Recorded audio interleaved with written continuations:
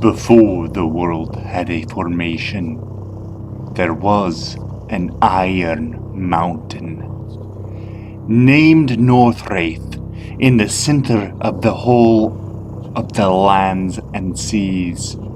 Northwraith was the only high spot and bear the stone Gigantes. Eighthwraith began to shape and dig the grounds as she saw fit. She dug valleys and stacked hills. She pierced holes and brought rivers and streams above the ground. The sun and moons looked at the loneliness of Eighthwraith and made her pregnant. She gave birth to the 3 Gigantes, Aethys, Attalus, and Irem. The Gigantes were not made of stone, but instead made of clay, and they ate the vegetation and drank the waters of the deep, and grew as large as their mother. The Gigantes worked the dirt and water, and learned the deep workings of life. The sun and the moon shared their knowledge, so the Gigantes made all the animals and trees until they were satisfied with the number. Attalus and Irem began to have many children, and giants filled the lands. Aethys was the father of 3,000 flesh Gigantes alone. War was not yet known, and the children of Attalus and Irem were coming up missing. That is, until it was found out Eighthwraith was eating her grandchildren. Aethys, Attalus, and Irem went before Eighthwraith and confronted her, but she made guards of rock and stone, and they fought tirelessly. Thus, the earth was trampled and smashed and ruined for all the fighting, and the enchanted golem could not be killed. All Gigantes came together at the place of Northwraith, and there they pulled Eighthwraith apart, limb from limb, and they threw her body parts across the lands and in the seas. When the rock Gigantes was killed, all enchantment left her golem, and slowly became one with the land. After the long battle, only 24 offspring of Aethys survived.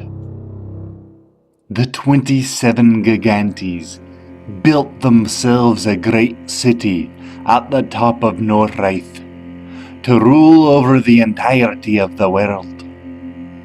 They then vowed not to procreate with each other, so that no giant could match their size and strength. After completion of their city, Aisk, they found men and women wandering about the land and sought to rule over them. Aethys sent 3 of his sons down to oversee all of man and to come and go between Aisk and Porthaisk, their high city and the ground of the world. After a time passed, Phaelael, the son of Aethys, began mixing seeds of living creatures and creating large creatures of all sorts. He favored his own seed mixed with that of a woman, and she bare very large people in secret. And Phaelael took more and more women to bear more of these giant men. And when it was found out by Aethys, he was angered, and the 26 Gigantes held Phaelael and cut away his reproductive parts and made him an outcast from Aisk. Now Aethys did not want to have a war, so he built a great wall around Aisk, and it had one entry and was guarded by the golem Thogrin. So Phaelael went around all the land, teaching his offspring the ways of the deep knowledge. Porthaisk was filled with many creatures, large and small, and Aethys' angers greatened against Faelael.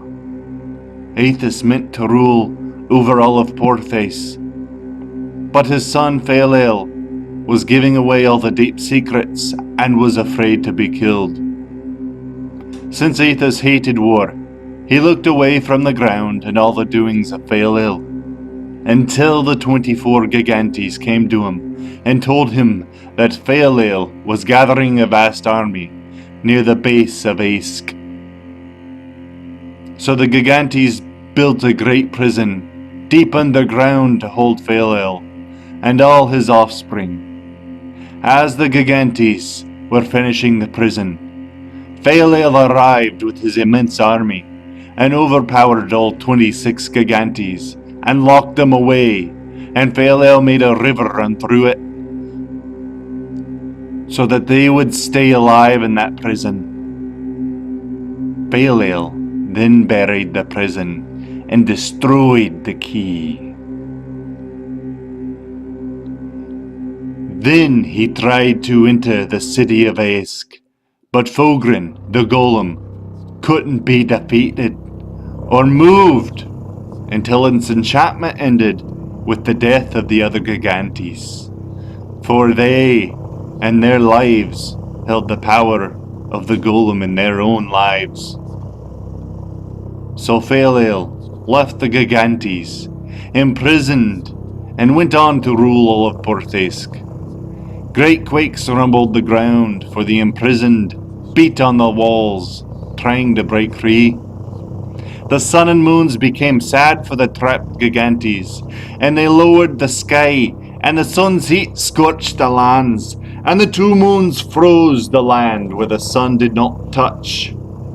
All the creatures in Porthaisk hid in deep caves to survive.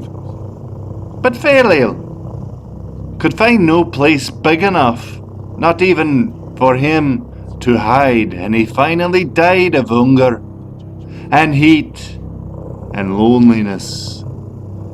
With his death, the sun and moons moved back the sky upward, and the land and seas began fertile again.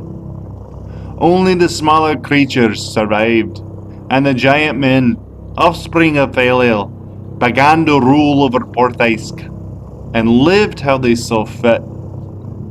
And they swore an oath to never free the Gigantes, because they knew, if they did, it would be the cause of death to the entire world. This was The Creation of the Gigantes, written by Alex Smith, narrated by Alex Smith. I hope you have enjoyed it, and I hope to make many more. This is one of many, and hopefully you will love them more than I did. Hey.